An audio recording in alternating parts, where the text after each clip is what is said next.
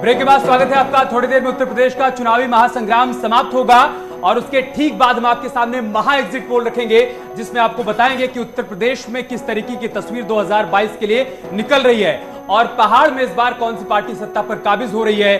उसकी जो शुरुआती तस्वीर सामने आ रही है वो हम आपके सामने से थोड़ी देर बाद रखने वाले हैं। और बड़ी खबर यह कि बस थोड़ी ही देर में पहला रुझान सामने आने वाला है। थोड़ी देर में पहला रुझान सामने आने वाला है। 403 सीटों पर हार जीत का विश्लेषण आपके सामने आएगा। किसे मिलेगा बहुमत, कौन बनाएगा सरकार, किसकी स्थिति नजर आ रही है मजबूत। बस थोड़ी देर में पहला रुझान। न्यूज 18 पर महा एग्जिट पोल की शुरुआत हम करने जा रहे हैं। पहला आंकड़ा, पहला रुझान बहुत जल्द आपके सामने हम रखने जा रहे हैं।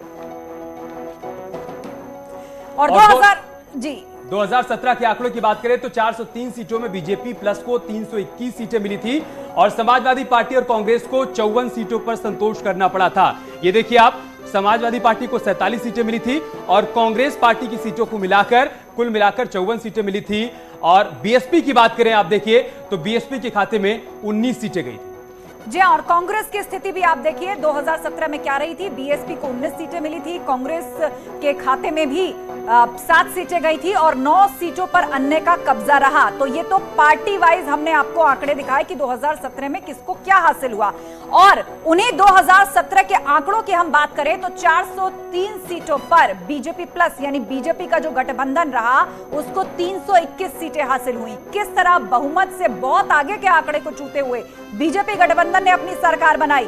321 सीटें मिली और वहीं एसपी और कांग्रेस को 54 सीटें मिली हैं। एसपी गठबंधन को 54 सीटें हासिल हुई हैं। और ये देखिए ग्राफिक्स के जरिए अगला आंकड़ा भी आपके सामने हम रख रहे हैं, जिसमें 47 सीटें बहुजन समाज पार्टी को मिली थी और 7 सीटें कांग्रेस को मिली थी। 17 सीटें माफ कीजिए कांग्रेस को हासिल हुई थी 2017 के चुनाव में और बसपा की स्थिति भी 19 सीटों की थी। अगला आंकड़ा आपके सामने हम दिखा रहे हैं। 9 सीटों पर अदर्स यानी कि निर्दलियों का कब्जा रहा 2017 के अंदर। एक्सप्रेस वे पर लैंडिंग हो रही है जो बता रही कि 2017 में क्या आंकड़े सामने आए थे और कौन सी पार्टी सत्ता पर काबिज हुई थी। हमारे साथ वरिष्ठ पत्रकार मनोज रघुवंशी जी जुड़े हुए हैं। मनोज जी, बस सबसे थोड़ी देर बाद पहला रुझान सामने आएगा जो बताएगा कि 2022 में उत्तर प्रदेश में क्या तस्वीर निकलने वाली है। क्या चल रहा है आपके मन में?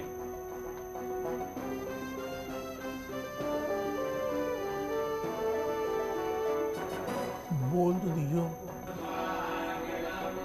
मनोज जी, क्या आप हमें सुन पा रहे हैं? तो चलिए चर्चा करेंगे मनोज रघुवंशी जी से, जो कि कवरेज में लगातार हमारे साथ जुड़े हुए हैं, वो भी विश्लेषण कर रहे हैं। बीजेपी प्रवक्ता मनीष शुक्ला से पहले जान लेते हैं। मनीष शुक्ला जी, उत्तर प्रदेश में अब वोटिंग जो है वो बिल्कुल अंतिम दौर में है, लगभग खत्म ही होने वाली है और थोड़ी देर में महा एग्जिट पोल के माध्यम से रुझान सामने आ जाएगा। क्या इस वक्त आपके दिमाग में चल रहा है? कितने आशान्वित या परेशान, चिंता की बात आपके लिए, क्या सोच रहे हैं आप?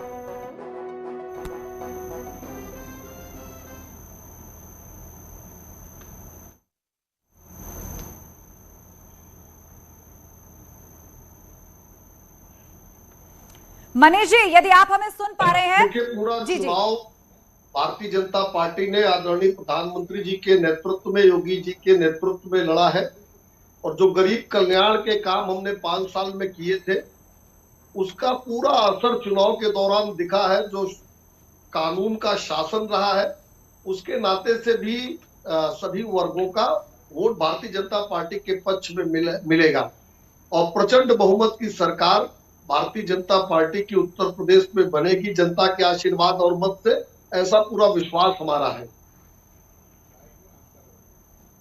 तो मनीष जी को पूरा भरोसा है कि एक बार फिर से बीजेपी प्रचंड बहुमत के साथ सत्ता में आएगी। मनोज जी से हमारा संपर्क हो गया है, चलते हैं उनके पास। मनोज जी, अभी भी भारतीय जनता पार्टी अपने दावे पर काबिज है। 325 का जो लक्ष्य लेकर चल रही थी उसे प्राप्त करने वाली है। एग्जिट पोल की तस्वीर थोड़ी देर बाद सामने आएगी, लेकिन अभी भी बीजेपी को पूरा भरोसा है। लेकिन आपने दोपहर में अखिलेश यादव को सुना, वो 400 के आंकड़े से 300 तक आ गए। मनोज जी, जी 300 की ऐसी मैजिकल फिगर है कि अमित शाह भी 300 पे ही हैं और अखिलेश यादव भी अब 300 पे आ गए हैं। बस एक बार योगी आदित्यनाथ जो 350 से 300 कह गए थे जिस दिन उन्होंने वोट डाला था और आज जो है वो 325 कह गए, तो वो 300 के नज़दीक ही दोनों क्लेम कर रहे हैं। तो मतलब अब 403 में 300 प्लस 300 प्लस बाकियों भी को भी कुछ 100-200 तो मिलेगा ही, तो मतलब कितने 100 मिलेंगी, मतलब कितने 1000 या उससे भी ऊपर मिल जाएंगी क्या?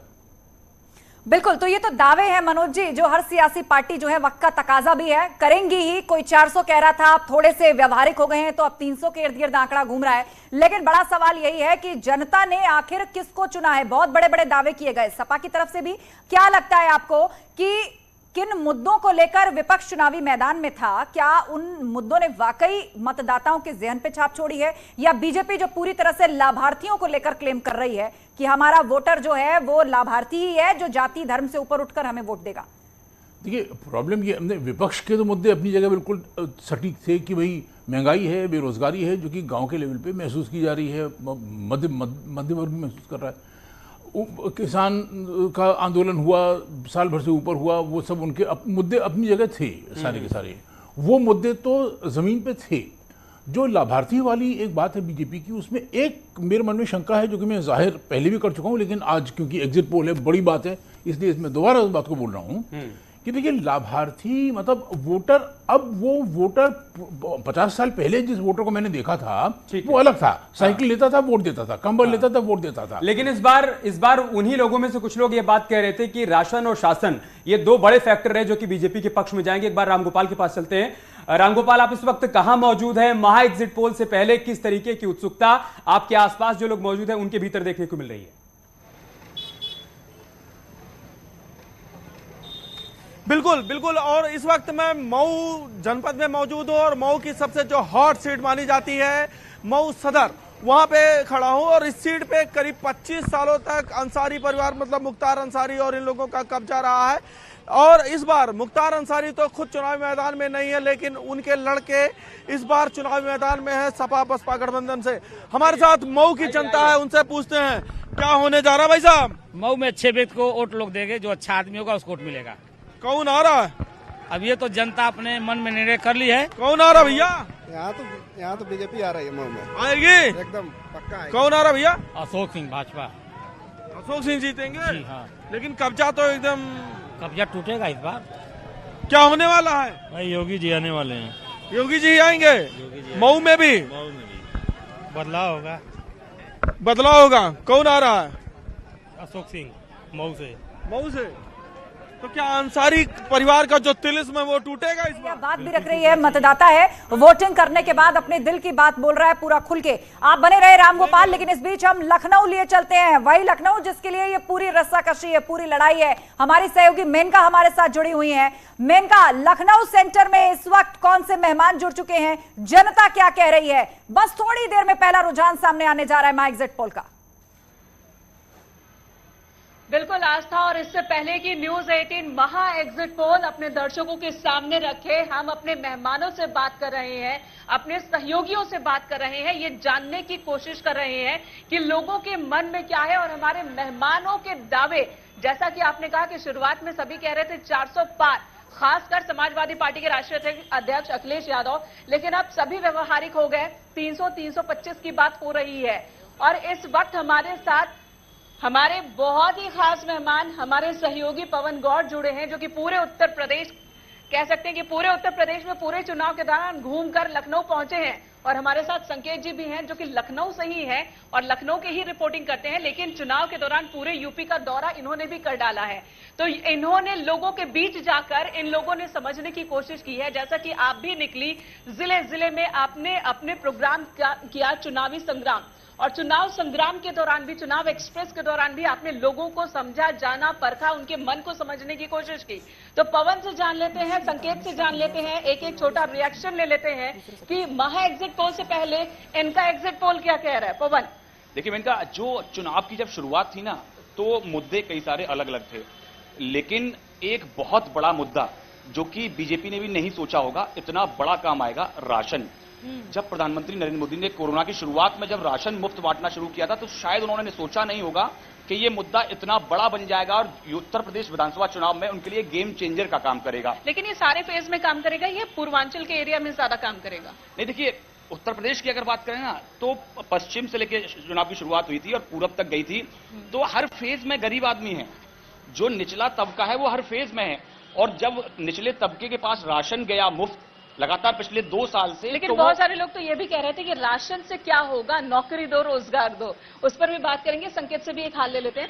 संकेत, जब एक तरफ राष्ट्रवाद, योगी मोदी का चेहरा, और दूसरी तरफ समाजवादी पार्टी, परिवर्तन, महंगाई, रोजगार का मुद्दा उनकी तरफ से उठाया गया, और इधर सुशासन की बात कही गई थी, ये सारे फैक्टर काम कर रहे थे या कुछ और फैक्टर काम कर रहा था? महा एग्जिट पोल से पहले हमारे दर्शकों को बताइए जरा। देखिए, जो सियासी समीकरण रहे वो पश्चिम से जब शुरुआत हुई तो वहां पर भारतीय जनता पार्टी ने पूरी ताकत झोंकी। वहां पे कहीं ना कहीं जो पिछला मुजफ्फरनगर दंगे की जो बातें रही, उसके बाद से वो उठाया गया भारतीय जनता पार्टी की तरफ से, और जो चुनावी अभियान है वो उसी हिसाब से सेट किया गया। ये चुनाव कई तरह के सियासी समीकरण और कई जो मुद्दे हैं उनकी परीक्षा, जो नतीजे आएंगे वो उनकी भी परीक्षा है एक तरह से, और जो योजनाएं हैं केंद्र की। और समीकरण की बात कही तो शुरू में ही समाजवादी पार्टी ने एक डेंट देना शुरू कर दिया बीजेपी को, कि सहयोगियों को अपनी तरफ खींचना शुरू कर दिया। स्वामी प्रसाद मौर्य हो गए, ओम प्रकाश राजभर हो गए, और वो छोटे छोटे दल थे जो 2017 में बीजेपी के साथ थे। तो क्या वो दल कमाल कर रहे हैं समाजवादी पार्टी? ये एक बड़ी बात है, और समाजवादी पार्टी ने इसी अंदाज में काम किया। ये कभी भारतीय जनता पार्टी ने, जब अमित शाह यूपी के प्रभारी थे, तो उन्होंने भी इसी रणनीति पे काम किया था। उन्होंने ओम प्रकाश राजभर को जोड़ा था, अपना दल एस को जोड़ा था, और जो छोटे छोटे दल थे उनको जोड़े। उसी अंदाज में इस बार अखिलेश यादव ने बड़ी पार्टियों से गठबंधन नहीं किया। ठीक है, मेनका फिर आएंगे आपके पास। राजनीतिक दलों का भी रिएक्शन ले लेते हैं। सतीश जी बीएसपी से इस वक्त हमारे साथ जुड़ चुके हैं। सतीश जी, 2007 में 200 से ऊपर गए, 2012 में 80 के आसपास आ गए, और 2017 में आप 19 सीटों पर सिमट गए। 2022 में अपने लिए क्या उम्मीद देख पा रहे हैं?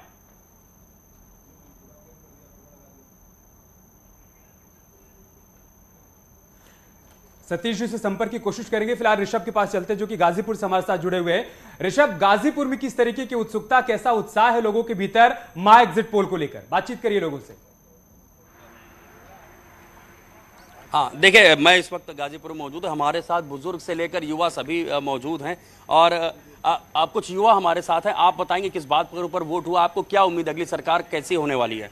अगली सरकार, सबसे बड़ा मुद्दा जो है बेरोजगारी है, दूसरा मुद्दा जो है शिक्षा है।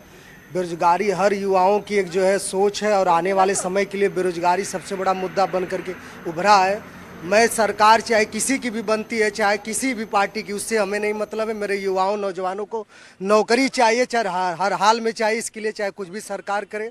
बेरोजगारी के साथ शिक्षा जो सबसे बड़ा मुद्दा है। 1.5-2 साल से जितने दिन कोरोना लगे, उस कार्यकाल में हमारे युवा जितने थे वो सारे अशिक्षित हो गए, और आने वाले समय के लिए यह बहुत बड़ा ही अभिशाप बन करके उभरा है। हमारे साथ एक बुजुर्ग भी हैं। दादा, आने वाली सरकार से क्या उम्मीद है, कैसी होनी चाहिए? अच्छा, तो आने वाली सरकार बढ़िया होनी चाहिए, और जो लोग हैं, जो साथी हमारे बेरोजगार पड़े, उनके लिए रोजगार चाहिए, और हम लोग को खास सस्ता चाहिए, बिजली की छूट चाहिए हमको।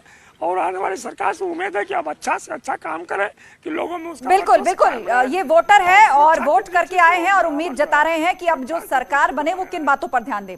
रुक करेंगे, भाजपा प्रवक्ता मनीष शुक्ला जी भी हमारे साथ जुड़े हुए हैं। मनीष जी, आप कुछ कहना चाह रहे थे, लेकिन उसके साथ मैं चाहूंगी कि आप इस पर भी रिएक्ट करें। आपको लगता है कि विपक्ष ने भर्ती, बेरोजगारी और शिक्षा इसे एक बड़ा मुद्दा बना दिया और बहुत दूर तक इसे ले जाने में और छाप छोड़ने में कामयाब रहा? लोग मुखर होकर इस बात को कह रहे हैं। देखिए, चुनाव 15 मिनट में मतदान समाप्त हो जाएगा। अब हम लोग को फैक्ट पे बात करनी चाहिए। देखिए, मुद्दे वही प्रभावी होते हैं जो धरातल पर ठीक होते हैं। झूठे मुद्दे चल नहीं पाते हैं। आखिर बेरोजगारी की बात कौन कर सकता है? अखिलेश यादव कर सकते हैं, जिन्होंने नौकरियों को लूटा, जिनके समय में प्रयाग में जो लोक सेवा आयोग है उसका नाम बदलकर यादव सेवा आयोग रख दिया गया था। जिस तरह से लूट, हमने 5 लाख सरकारी नौकरियां दी, 3 करोड़ स्वरोजगार और निजी क्षेत्रों में रोजगार का प्रबंध हमारी सरकार ने किया है। कोरोना जैसी वैश्विक महामारी के दौरान जो 35 लाख प्रवासी भाई आए, उन तक भी रोजगार पहुंचाने का कार्य योगी आदित्यनाथ की सरकार ने किया है। और कानून का शासन गाजीपुर से गाजियाबाद तक प्रभावी रहा है।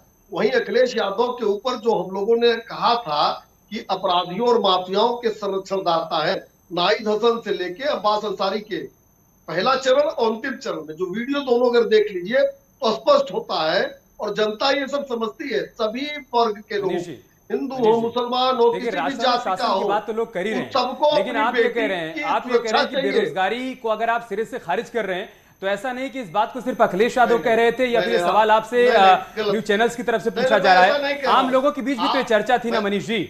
और महंगाई से कैसे आप इनकार कर सकते हैं भाई? अगर कोई 200 रुपए किलो सरसों का तेल खरीद के ला रहा है तो उसको थोड़ी ना बताने की जरूरत थी कि महंगाई बढ़ गई है। नहीं, मैं बता रहा हूँ। एक तो मैंने ये नहीं कहा कि बेरोजगारों को रोजगार मिलना चाहिए, इसको मैंने नहीं कहा। लेकिन जिन लोगों ने इशू उठाया, 2 लाख सरकारी नौकरियां दिया था, मैं डेटा बोल रहा हूँ, क्रॉस चेक करिए, एग्जामिन करिए इस चीज को। 68,000 बसपा ने दिया था, 5 लाख हमने दिया। ये सवाल पूछने वाले हैं। इनका परिवार मिलकर नौकरियों को लूटा करता था। 5 के 5 आयोग भ्रष्टाचार के नाम पर माननीय उच्च न्यायालय इलाहाबाद में भंग किए थे। ये सच्चाई है ना, ये तो फैक्ट मैं बोल रहा हूँ। 5 आयोग भंग थे। अनिल यादव के लिए अखिलेश यादव सुप्रीम कोर्ट तक जाया करते थे। तो इस पर मेरी बात है। रही बात कोरोना जैसी वैश्विक महामारी के बाद जो विपक्ष का रोल था, जिस तरह से उन्होंने वैक्सीनेशन को प्रभावित करने ठीक है मनीष जी, ये तमाम बातें जो आप रख रहे हैं सामने वो चुनावी मंचों से भी सामने रखी गई हैं। आप अपना आंकड़ा पेश करते हैं, नौकरियों का सपा अपना आंकड़ा पेश करती है, लेकिन दूसरी तरफ जनता है जो अंतिम फैसला सुना रही है। रुख अब उत्तराखंड का करेंगे। हमारे वरिष्ठ सहयोगी अनुपम त्रिवेदी हमारे साथ जुड़े हुए हैं। अनुपम जी, उत्तर प्रदेश में फिलहाल मतदाता जो है वो अंतिम कतारों में लगे हुए हैं और खुलकर अपने मुद्दे सामने रख रहे हैं, लेकिन उत्तराखंड की लड़ाई बड़ी दिलचस्प है। भाजपा और कांग्रेस को लेकर चर्चा तो है, इस बार आम आदमी पार्टी भी मैदान में है, वो भी मजबूती से चुनाव लड़ी है। तो क्या लग रहा है, कुछ चौंकाने वाले रुझान या कुछ चौंकाने वाले नतीजे सामने आ सकते हैं? किस तरह की सरकार की फिलहाल यहां उम्मीद की जा रही है? क्या कोई एक पार्टी बहुमत के साथ सरकार बना पाएगी या गठबंधन होगा? क्या फिलहाल चर्चा हो रही है वहां पर? देखिए, आज तक जब से उत्तराखंड का गठन हुआ है 2000 में, सन 2000 में अस्तित्व में आया था उत्तर प्रदेश से अलग होके, ये इस बार 5वां विधानसभा चुनाव हुआ है। तो पिछले 4 चुनाव का अगर आप देखें तो सिर्फ 2 बार ऐसा हुआ है, 2002 में और 2017 में, जब यह हुआ है 2002 में और 2017 में, जब यह बहुमत की सरकार बन पाई। बाकी 2 बार यहाँ पर माइनॉरिटी की सरकार बनी, जिसमें दूसरे सहयोगी दलों से इनको विधायक का समर्थन लेना पड़ा। तो इस बार की जो लड़ाई है कांग्रेस और बीजेपी के लिए, इसीलिए मैं कह रहा हूं कि बड़ी क्रूशियल है। कांग्रेस को अंदाजा है कि अगर इस बार कहीं मामला उनके हाथ से निकल गया तो फिर एक लड़ाई मुश्किल हो जाएगी 2027 के आसपास की। तो बीजेपी ने भी इसको चुनाव के बाद अपने प्रतिष्ठा से जोड़ा है, वो अब ये स्टेट को हाथ से नहीं निकलने देना चाहती। आम आदमी पार्टी एक नई एंट्रेंट थी जो आखिरी में आई, उन्होंने कोशिश की, लेकिन देखिए जो वोटिंग का ट्रेंड है उसे देख के ऐसा नहीं लगा कि आम आदमी पार्टी कोई बहुत बड़ा डिफरेंस बना पाएगी। सीधी लड़ाई है यहाँ बीजेपी और कांग्रेस के बीच में। मेरे साथ तो 2 मेहमान हैं, एक मैं फटाफट एक सवाल इनसे पूछ लेता हूं। धसमाना जी, आप 2 ऐसे मुद्दे बताइए जो आपको लगा है कि जिस पर आपको वोटर्स ने वोट करा होगा, वहां कांग्रेस को वोट करा होगा। देखिए अनुपम, सबसे बड़ी बात अक्रॉस द स्टेट जो सबसे महत्वपूर्ण मुद्दा था वो महंगाई था, दूसरा बेरोजगारी था, तीसरा कोविड का जो मिसमैनेजमेंट था जिसमें 50,000 से ज्यादा लोगों की मौत हो गई।